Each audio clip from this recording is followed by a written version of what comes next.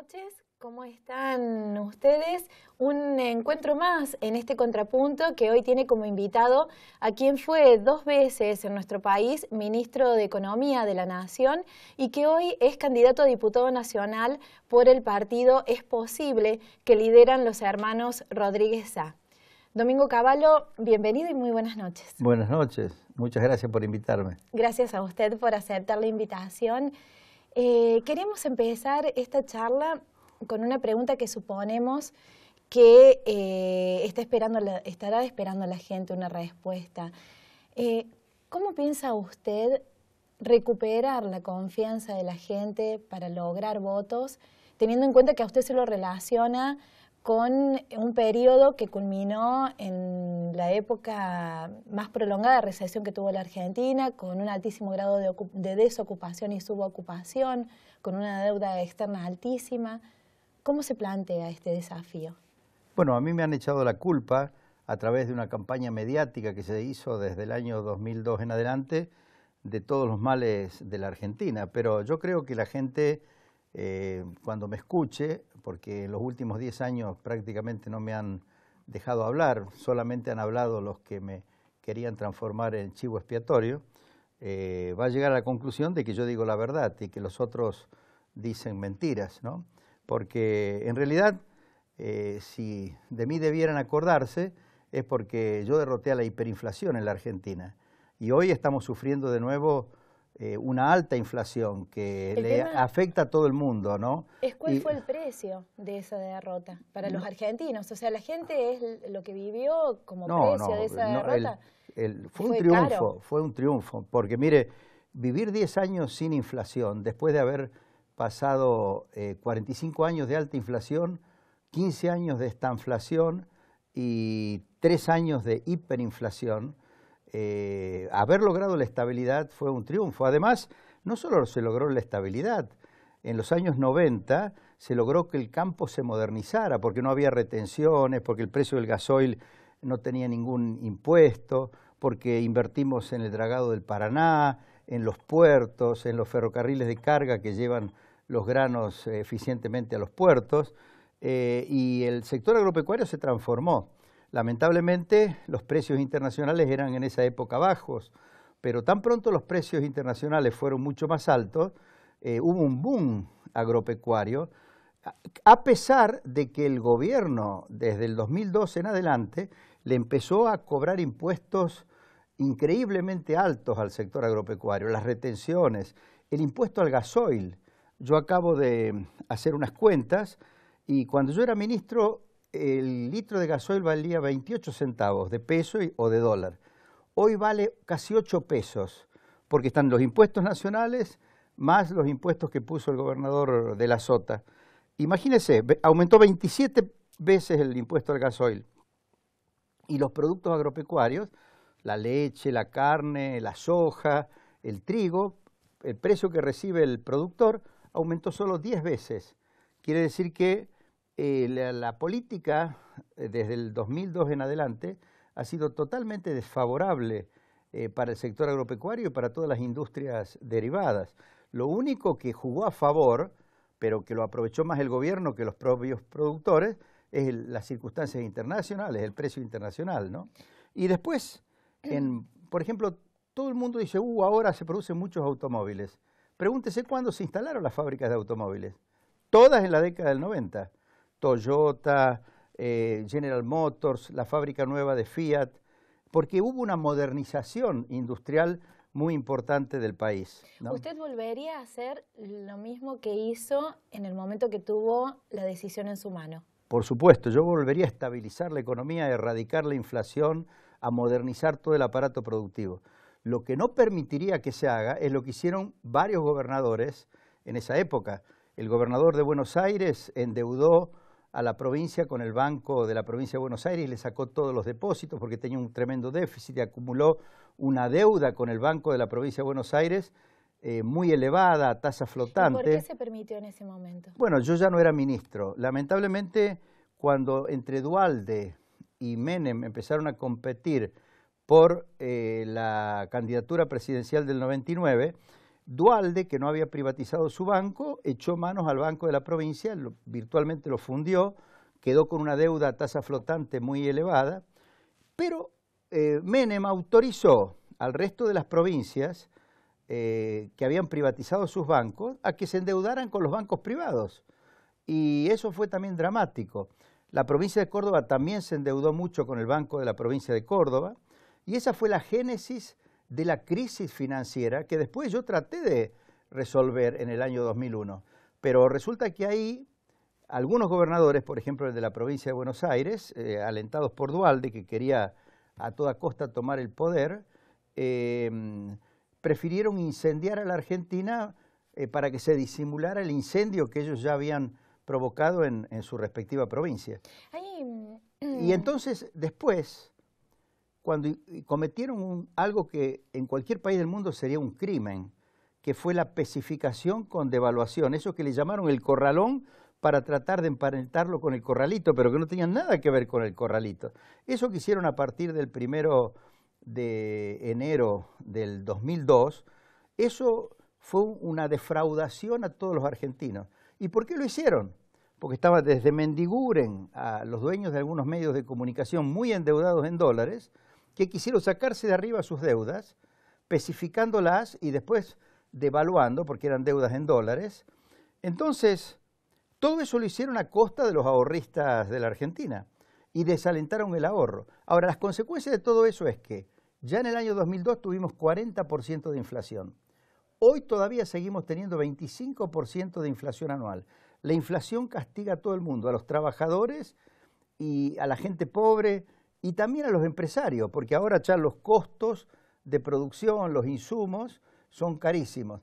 Además, el gobierno le pone el cepo cambiario, le pone un montón de trabas y bueno, y estamos en una situación muy, muy difícil. La impresión por ahí que da es que cuando los políticos que en un momento logran estar adentro del gobierno y toman decisiones, aparentemente, cuando después lo miran desde afuera, las cosas están mal hechas. Pero cuando han estado en el momento, no han sido capaces tampoco de gestionar las cosas de determinada manera para que salga adelante. No es mi caso, porque ¿por qué cree usted que ganó la elección Menem en el 95?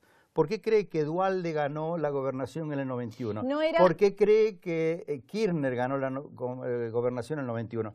¿Por qué cree que en ese momento ¿No era que había una ficción en nuestro país que creíamos? Pero es que después terminó todo muy mal. Pero no, muy mal terminó ahora.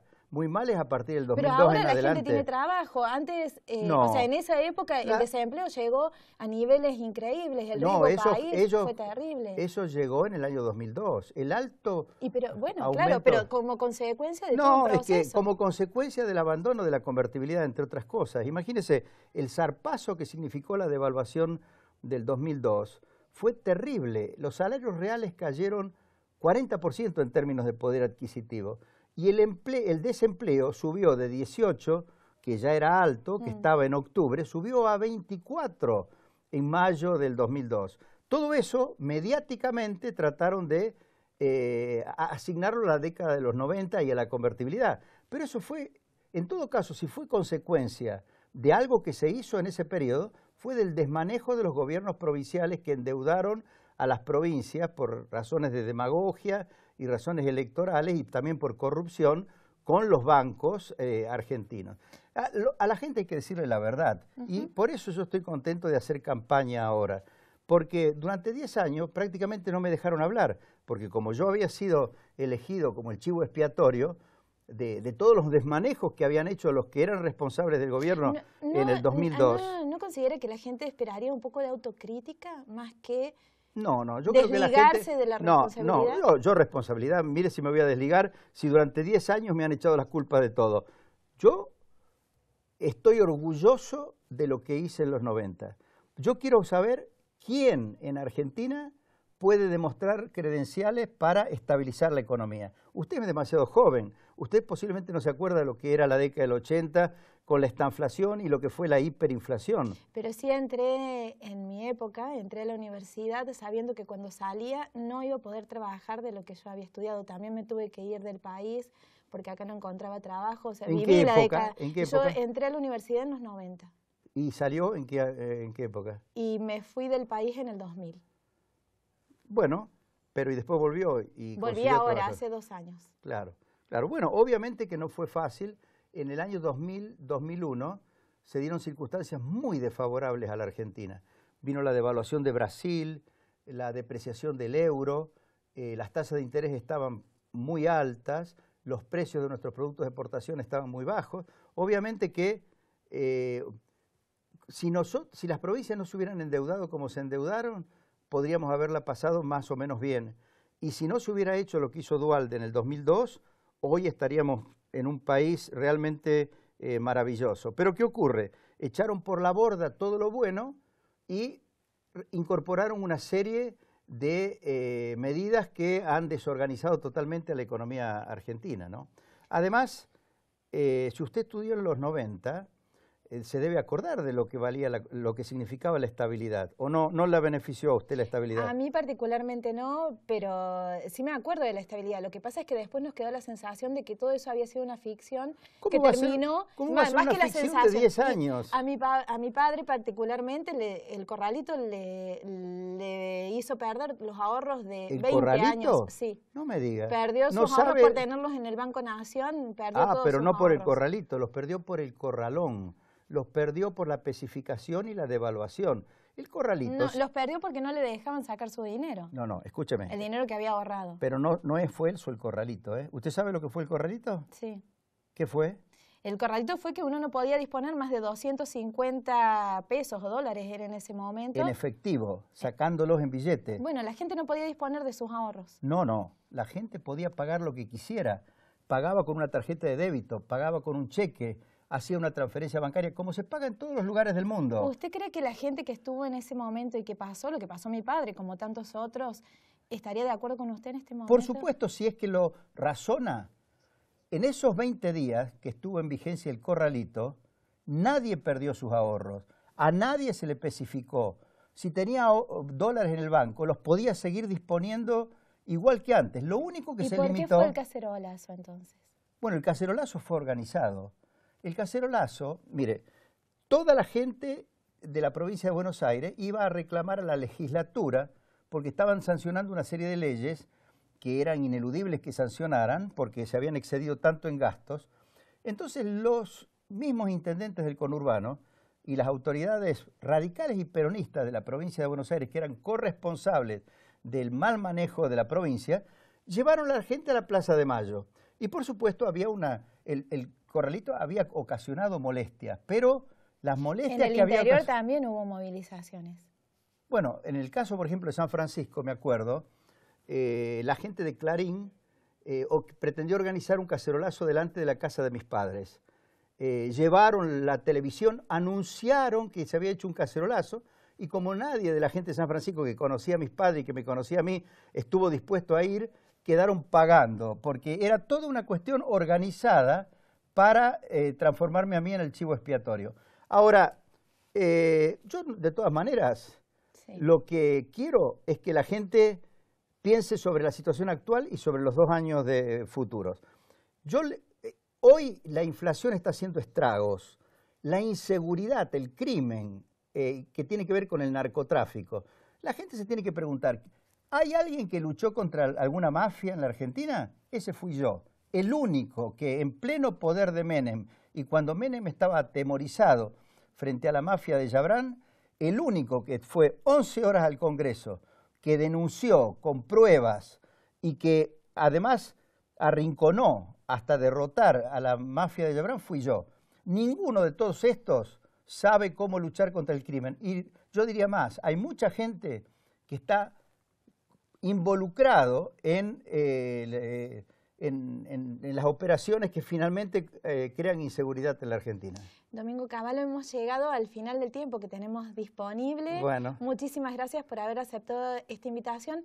Y le voy a hacer una última pregunta. Sí. Yo me imagino la respuesta, pero se la tengo que hacer. Sí. ¿Alguna vez Domingo Cavallo va a pedir perdón al pueblo argentino? Yo no tengo por qué pedir perdón. Lo que yo tengo que hacer es explicarle a la gente la verdad, porque abriéndole los ojos a la gente va a salir del engaño con la cual la han perjudicado. Porque al transformarme a mí en chivo expiatorio, lo que están diciendo es, sí, denle nomás con el gasto público improductivo, con el endeudamiento de las provincias, con las mentiras que le dicen a la gente, con los congelamientos de precios que después producen efecto boomerang, con la vista gorda a toda la delincuencia para que cada vez haya más inseguridad. Yo todo lo que hice fue siempre por el bienestar de los argentinos y lo hice con convicción.